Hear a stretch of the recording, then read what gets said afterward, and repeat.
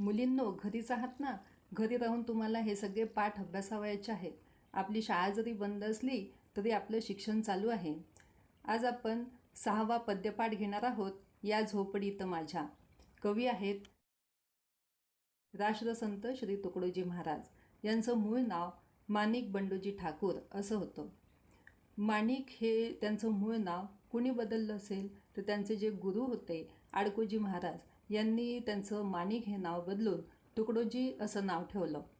यांचा जन्म 30 एप्रिल 1909 साली यावला येथे झालेला आहे, जे अमरावती जिल्ह्यामध्ये येतं, आणि मृत्यू 11 ऑक्टोबर 1968 साली मोझरी येथे झालेला आहे. हे संत कवी होते, समाजसुधारक होते. अंधश्रद्धा, जातीभेद, धर्मभेद ह्या सगळ्या गोष्टी तत्कालीन समाजामध्ये होत्या आणि म्हणून यासारख्या समाजविघातक गोष्टींवर हल्ले चढवून त्यांनी देशभक्ती, अहिंसा, आत्मसंयम यांचे पाठ दिले. गावागावातून गुरुदेव सेवा मंडळे त्यांनी स्थापन केली आणि या कार्याबद्दल जनतेने त्यांना राष्ट्रसंत ही उपाधी देऊन त्यांचा गौरव केलेला आहे. यांनी अनेक पुस्तकेसुद्धा लिहिलेली आहेत, प्रकाशित झालेली आहे त्यांची पुस्तके. अनुभव सागर, भजनावली, सेवा स्वधर्म, राष्ट्रीय भजनावली इत्यादी त्यांची पुस्तके प्रकाशित आहेत. शिक्षण, भेदाभेद, अस्पृश्यता निर्मूलन, अंधश्रद्धा निर्मूलन, स्वच्छता, सर्वधर्म समभाव याविषयी कळवळीचे आवाहन करणारा व अज्ञानी जनतेला वात्सल्ययुक्त भूमिकेतून लोकशिक्षण देणारा त्यांचा ग्रामगीता हा ग्रंथ खेडोपाडी आदराने वाचला जातो. आता तसं पाहिलं तर तुकडोजी महाराजांचं शिक्षण, औपचारिक शिक्षण खूप झालेलं नव्हतं, पण तरी त्यांना शिक्षणाविषयीची कळकळ होती, आत्मीयता होती आणि समाजामध्ये जो गरीब श्रीमंत किंवा जातीभेद वगैरे केला जातो तो त्यांना अमान्यच होता. अस्पृश्यता निर्मूलन, त्या काळामध्ये अस्पृश्यता पाळली जात होती, तर अस्पृश्यतेचं उच्चाटन झालं पाहिजे. अंधश्रद्धा त्या काळातील लोकांमध्ये खूप जास्त प्रमाणात होती, तर अंधश्रद्धा लोकांमध्ये राहायला नको अशी त्यांची कळकळ होती.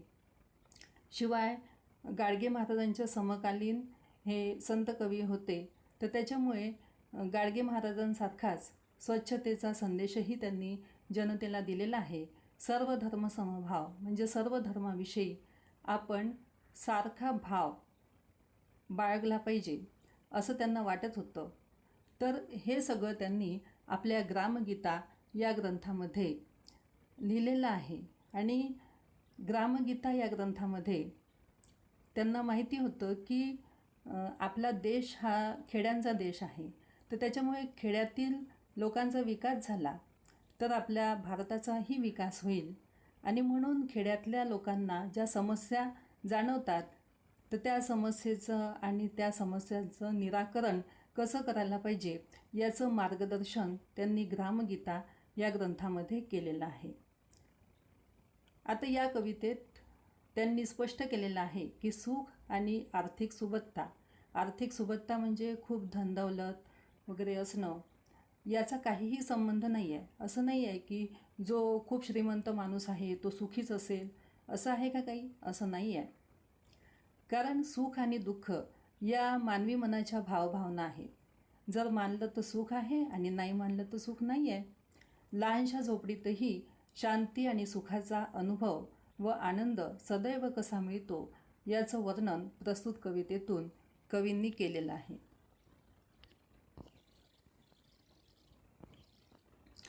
राजास जी महाली सौख्ये कधी मिळाली, ती सर्व प्राप्त झाली या झोपडीत माझ्या. आता कवी असं म्हणतात की राजा जो असतो तो महालामध्ये राहतो आणि महालामध्ये सर्व सुख आणि सुविधा असतात, तर त्याच्यामुळे लोकांना असं वाटतं की वा, राजा काय महालात राहतो आणि तो किती सुखी असला पाहिजे, त्याला किती सुखे मिळत असली पाहिजे.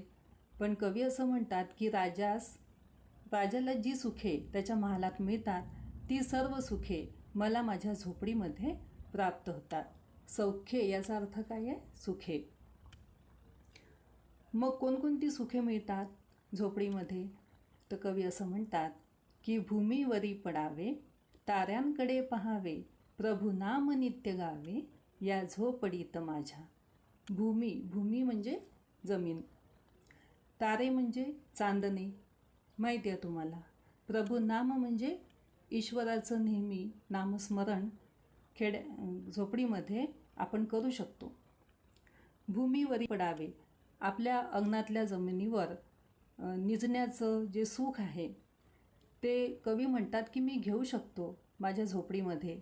आणि निजताना जे आकाशातले चांदणे आहे तर त्यांचं पण त्यांना बघण्याचं सुख, त्यांचं निरीक्षण करण्याचं सुख देखील मी घेऊ शकतो. म्हणजे माझी झोपडी कशी आहे तर निसर्गाच्या सान्निध्यामध्ये आहे आणि झोपडीत राहून मी निसर्गाचा आस्वाद घेऊ शकतो. प्रभू नाम नित्य गावे, मी माझ्या झोपडीमध्ये ईश्वराचं सदैव नामस्मरण करू शकतो आणि त्याच्यामुळे मला एक आत्मिक सुख देखील लाभू शकतं. जी मनाची शांती आहे ती प्रभू नाम घेतल्याने मला लाभू शकते, जी महालामध्ये राजाला लाभू शकत नाही. पहारे आणि तिजोऱ्या त्यातून होती चोऱ्या, दारास नाही दोऱ्या या झोपडीत माझ्या. आता पहारे म्हणजे काय तर रक्षण करणे, रखवाली करणे. आणि तिजोरी माहिती आहे आपण की मौल्यवान वस्तू कशामध्ये ठेवतो आपण, तिजोरीमध्ये ठेवतो. तर महालामध्ये खूप धन दौलत असतं तर त्याच्यामुळे तिजोरीची गरज असते. तिजोरी आहे म्हणून तिथे पहारा पण द्यावा लागतो, पहारेकरी ठेवावा लागतो. आणि एवढं सगळं करूनही चोराला माहिती असतं की आपल्याला जर चोरी करायची आहे तर आपल्याला धन कुठे मिळेल तर महालातच मिळू शकतं, धनिक लोकांकडेच मिळू शकतं. म्हणून चोर पण तिथेच जातात जिथे श्रीमंत लोक राहतात.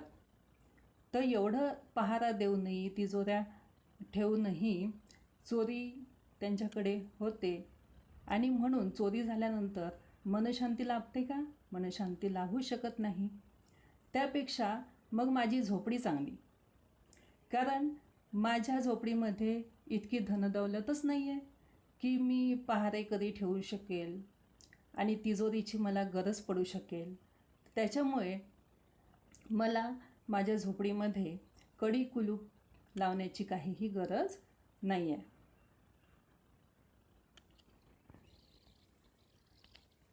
जाता तया महाला मज्जाव शब्द आला, भीती न यावयाला या झोपडीत माझ्या. आता समजा आपण महालात जातो तर तेथे पहारेकरी असतो. तो पहारेकरी आपल्याला जाऊ देतो का सहजपणे महालामध्ये? नाही जाऊ देत. तो मज्जाव घालतो. मज्जाव घालतो म्हणजेच काय, प्रतिबंध करतो, मनाई करतो. पण झोपडीत तसं नाही आहे. झोपडीत कुणीही येऊ शकतं आणि कुणीही जाऊ शकतं, अगदी भीती न बाळगता. कवी म्हणतात की माझ्या झोपडीत तुम्ही येऊ शकता. म्हणजे महाल चांगला की झोपडी चांगली? तर जिथे भीती नाही आहे, असं निर्भयपणे आपण जीवन जगू शकतो, तर ती झोपडीच महालापेक्षा नक्कीच चांगली असते. महाली मऊ बिछाने कंदील शामदाने, आम्हा जमीन माने या झोपडीत माझ्या. आता महालामध्ये मऊ बिछाने असतात झोपण्यासाठी, कंदील आणि शामदाने असतात. शामदाने म्हणजे काचेचा दिवा असतो रोषणाई करण्यासाठी. म्हणजेच काय, कवीला म्हणायचं आहे की भौतिक सुविधा खूप असतात, पण अशा भौतिक सुविधा आमच्या झोपडीत नसल्या तरी जमिनीवर निजणे आमच्यासाठी एक सन्मान असतो. कारण काय की जमिनीवर निजण्यामध्ये जे सुख मिळतं ते कदाचित महालातही मिळू शकणार नाही. आता जमिनीवर झोपणे म्हणजेच काय तर चिंतामुक्त जीवन जगणे. तर असं चिंतामुक्त जीवन आम्ही झोपडीतच जगू शकतो. निर्भयपणे आम्ही या झोपडीमध्ये वावरू शकतो. येता तरी सुखे या, जाता तरी सुखे जा, कोणावरी न बोजा या झोपडीत माझ्या. आता बोजा म्हणजे एक प्रकारचा धाक किंवा दडपण जे असतं. आता झोपडीमध्ये येताना ज्याला यावंसं वाटतं त्यांनी सुखाने यावं, ज्याला जावंसं वाटतं त्यांनी सुखाने जावं. येण्यामध्ये किंवा जाण्यामध्ये कोणावरही बोजा नसतो किंवा धाक नसतो, दडपण नसतं. महालामध्ये आपण असं जाताना एक प्रकारचं दडपण आपल्या मनावर असतं की पहारेकरी आपल्याला जाऊ देईल का, असा धाक असतो. झोपडीमध्ये तसं नसतं. त्याच्यामुळे झोपडीमध्ये आपण यथेच्छपणे जाऊ शकतो आणि येऊसुद्धा शकतो. पाहुनी सौख्य माते देवेंद्र तोही लाजे, शांती सदा विराजे या झोपडीत माझ्या. देवेंद्र याचा अर्थ की देवाचा जो राजा असतो इंद्र, त्याला देवेंद्र असं म्हणतात. आणि शांती याचा अर्थ शांतता, सदा म्हणजे नेहमी, आणि विराजे म्हणजे काय तर अस्तित्वात असणे किंवा नांदणे. कवी असं म्हणतात की स्वर्ग आपण पाहिला नाही आहे, पण स्वर्गामध्ये सर्व सुखे हात जोडून उभी राहतात असे म्हणतात. तर या स्वर्गामध्ये हा जो देवांचा राजा आहे इंद्र, हा सुद्धा राहतो. मग इंद्राला पण सर्व सुखे प्राप्त होत असे. पण माझ्या झोपडीत जे चिंतामुक्त जीवन आहे किंवा नेहमी माझ्या झोपडीमध्ये शांतता विराजत असते, शांतता नेहमी नांदत असते, ती कदाचित तो देवांचा राजा असल्यामुळे त्याला जबाबदारी खूप आहे इंद्राला, तर त्याच्यामुळे शांततामय जीवन तो सुद्धा कदाचित जगू शकत नसेल. म्हणून माझं शांतिमय जीवन बघून, सुखी समाधानी जीवन बघून देवेंद्र तोही लाजत असतो, त्यालाही माझ्या सुखाचा हेवा वाटत असतो. असं या झोपडीत माझं राहणीमान आहे. तर कवीला येथे म्हणायचं आहे की भौतिक सुविधा ज्या आहे किंवा सुखसंपत्ती ज्या आहेत, हे सगळं कसं आहे, जीवन जगताना गौण आहे. सर्वात महत्त्वाचं म्हणजे आपल्या मनाची शांती महत्त्वाची आहे आणि सुखी आणि समाधानी जीवन हे महत्त्वाचं आहे. आपण म्हणतो ना, साधी राहणी आणि उच्च विचारसरणी असं जर ठेवलं तर आपण झोपडीतही महालाप्रमाणे सर्व सुखे प्राप्त करू शकतो, असे कवी येथे म्हणतात. आता या कवितेतून आपल्याला जर संदेश घ्यायचा असेल तर आपण कोणता संदेश घेऊ शकतो की आर्थिक सुबत्तेच्या मागे न लागता, धनसंपत्ती, खूप जास्त पैसा मिळवण्याच्या मागे न लागता आपलं सुखी आणि समाधानी जीवन कसं जगता येईल याकडे आपलं लक्ष असावं. जीवनात असलेल्या भौतिक सुविधांपेक्षा आपल्या मनाची शांती ही जास्त महत्त्वाची आहे. आणि नेहमी आपली राहणी साधी ठेवावी आणि उच्च विचारसरणी ठेवावी, असा संदेश या कवितेतून आपल्याला मिळत असतो. आता स्वाध्याय बघा या कवितेतला. पहिला प्रश्न आहे की कवितेत आलेल्या आशयानुसार पुढील मुद्द्यांतील फरक सांगा. झोपडीतील सुखे आणि महालातील सुखे यांची तुलना करायची आहे. तर आपल्याला असं म्हणता येईल की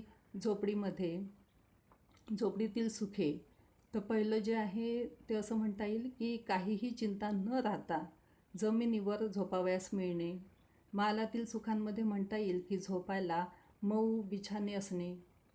दुसरा मुद्दा असा आपल्याला सांगता येईल की झोपडीत निसर्गाचे सान्निध्य असणे, ताऱ्यांकडे मनसोक्त बघता येणे. आणि महालातील सुखामध्ये दुसरा मुद्दा आपल्याला असं सांगता येईल की तिथे धनदौलत मुबलक असणे. तिसरा मुद्दा असं सांगता येईल झोपडीतील सुखांमध्ये की प्रभुनाम नेहमी घेता येणे, त्यामुळे मानसिक शांती आणि समाधान मिळणे. महालातील सुखामध्ये तिसरा मुद्दा असं सांगता येईल की कंदील आणि शामदाने यासारख्या भौतिक सुविधा असणे. तर अशा प्रकारे फरक आपल्याला सांगता येईल. तर दुसरा प्रश्न आहे, आकृती पूर्ण करा. झोपडीत येणाऱ्यांसाठी कवीने व्यक्त केलेल्या भावना. 4 भावना तुम्हाला लिहायच्या आहेत. पहिला आपण असं लिहू शकतो की झोपडीत येण्यासाठी मज्जाव म्हणजे मनाई नाही. दुसरं आहे की निर्भयपणे झोपडीत यावे, भीती न बाळगता झोपडीत यावे. तिसरं, झोपडीत सुखाने यावे आणि सुखाने जावे. आणि चौथं आपल्याला असं सांगता येईल की झोपडीत कोणावरही धाक किंवा दडपण येताना किंवा जाताना नसते. तिसरा प्रश्न आहे की झोपडीत निसर्गाचे सान्निध्य आहे हे पटवून देणारी उदाहरणे लिहा. तर झोपायला जमीन असं मिळणे की हे पहिला. आणि दुसरं उदाहरण आपल्याला देता येईल की रात्रीच्या वेळेस आकाशातील चांदण्यांकडे ताऱ्यांकडे मनसोक्त बघता येणे. अशी 2 उदाहरणे आपल्याला देता येते. प्रश्न चौथा आहे की तिजोरी हे उत्तर येईल असा प्रश्न तयार करा. तर जो प्रश्न तुम्ही तयार कराल त्याचं उत्तर काय यायला पाहिजे? तिजोरी यायला पाहिजे. तर मौल्यवान वस्तू किंवा दागिने आपण कशात संग्रहित करतो असा प्रश्न तुम्ही तयार करू शकता. आणि 5वा आहे काव्य सौंदर्य तुम्हाला लिहायचं आहे. पाहुनी सौख्य माते देवेंद्र तोही लाजे, शांती सदा विराजे या झोपडीत माझ्या. आता मी जेव्हा संत वाणी ही कविता जेव्हा शिकवलेली होती तर तेव्हाही तुम्हाला सांगितलेलं होतं की आपल्याला रसग्रहणाचा प्रश्न येतो 10वीमध्ये. आणि रसग्रहण हे 3 मुद्द्यांच्या आधारे करायचं असतं. आशय सौंदर्य, काव्य सौंदर्य आणि भाषिक वैशिष्ट्ये. तर या 3 मुद्द्यांच्या आधारेच तुम्हाला या प्रश्नाचं उत्तर लिहायचं आहे. पहिलं घेऊ आपण आशय सौंदर्य. आता आशय सौंदर्यामध्ये तुम्हाला असं लिहिता येईल की या झोपडीत माझ्या या कवितेत राष्ट्रसंत श्री तुकडोजी महाराजांनी सुख व आर्थिक संपत्ती याचा काहीही संबंध नसतो, कारण सुख आणि दुःख या मानवी मनाच्या भावभावना आहेत. लहानशा झोपडीतही आपण सुख, शांती, समाधान मिळवू शकतो असं वर्णन केलेलं आहे. आशय सौंदर्यामध्ये असं लिहायचं. म्हणजे आशय सौंदर्यामध्ये त्या कवितेचं नाव यायला पाहिजे आणि कवींचं नाव यायला पाहिजे, शिवाय मध्यवर्ती कल्पनासुद्धा यायला पाहिजे. मग दुसरा मुद्दा आहे काव्य सौंदर्य. काव्य सौंदर्यामध्ये ज्या ओळी दिलेल्या आहेत तर त्या ओळीचं जे काव्य सौंदर्य आहे त्या ओळीमध्ये कवीला काय म्हणायचं आहे हे यायला पाहिजे. तर इथे काव्य सौंदर्य असं आपण सांगू शकतो की स्वर्गामध्ये सर्व सुखी असतात आणि देवांचा राजा इंद्र हा स्वर्गात असतो, त्यालाही सर्व सुखे मिळतात. पण झोपडीतील निसर्गाच्या सान्निध्यात जमिनीवर पोहडताना आणि चांदण्यांकडे बघताना जे सुख मिळतं ते कदाचित त्या देवाच्या राजालाही मिळत नाही. माझ्या झोपडीतील चिंतामुक्त राहण्याचं सुख बघून देवेंद्रही लाजतो. त्याला माझ्या सुखाचा हेवा वाटतो, कारण माझ्या झोपडीत नेहमी शांतता नांदत असते. शांतीपूर्ण असे झोपडीतील जीवन सुखी आणि समाधानी आहे असे कवी म्हणतात. आता तिसरा मुद्दा जो आहे तो भाषिक वैशिष्ट्ये. याच्यामध्ये कवितेतील भाषा कशी आहे, कोणत्या छंदाचा उपयोग केलेला आहे हे सगळं तुम्हाला लिहायचं असतं. याच्यामध्ये मुद्दे तुम्हाला नंबरिंग करून लिहिता येतील. जसं भाषिक वैशिष्ट्यांमध्ये पहिला मुद्दा आपण असा लिहू शकतो की कवितेची भाषा नाद माधुर्य निर्माण करणारी आहे. दुसरा मुद्दा लिहू शकतो की कवितेत गेयता आहे, म्हणजे कविता आपण चालीवर म्हणू शकतो, कविता तालासुरात म्हणता येते, गुणगुणाविषयी वाटते. तिसरं आहे की ओवी या छंदामध्ये ही कविता लिहिलेली आहे. तुम्हाला माहिती असेल कदाचित की ओवी छंदामध्ये 4 चरण असतात आणि पहिल्या 3 चरणातील प्रत्येकात 5 अक्षरांपासून तर 15 अक्षरे असू शकतात. आता चौथा मुद्दा असा येईल की या कवितेच्या ओवीच्या 3ही चरणात यमक साधलेले आहे. आता यमक साधलेले आहे म्हणजे सारखे सारखे उच्चार आहे, जसे महाली, मिळाली, झाली, जसं पडावे, पहावे, गावे. भाषिक वैशिष्ट्यांमधला 5वा मुद्दा असा आहे की प्रत्येक ओवीचा शेवट या झोपडीत माझ्या या शब्दांनी केलेला आहे. आणि या हा जो शब्द आहे तो सार्वनामिक विशेषणासारखा वापरलेला आहे. तर त्याच्यामुळे सहजता आणि आशयपूर्णता आलेली आहे. आणि 6वा मुद्दा तुम्हाला सांगता येईल की कवितेची भाषा सोपी आहे, आशयसंपन्न आहे आणि हृदयाला भिडणारी आहे, मार्मिक अशी आहे. तर या 3 मुद्द्यांच्या आधारे तुम्हाला रसग्रहण हे करायचं आहे. तर तुम्हाला या कवितेचा स्वाध्याय सोडवायचा आहे. मला आशा आहे की ही कविता तुम्हाला समजली असेल. तर त्या आधारे तुम्ही स्वाध्याय सोडवायचा आहे.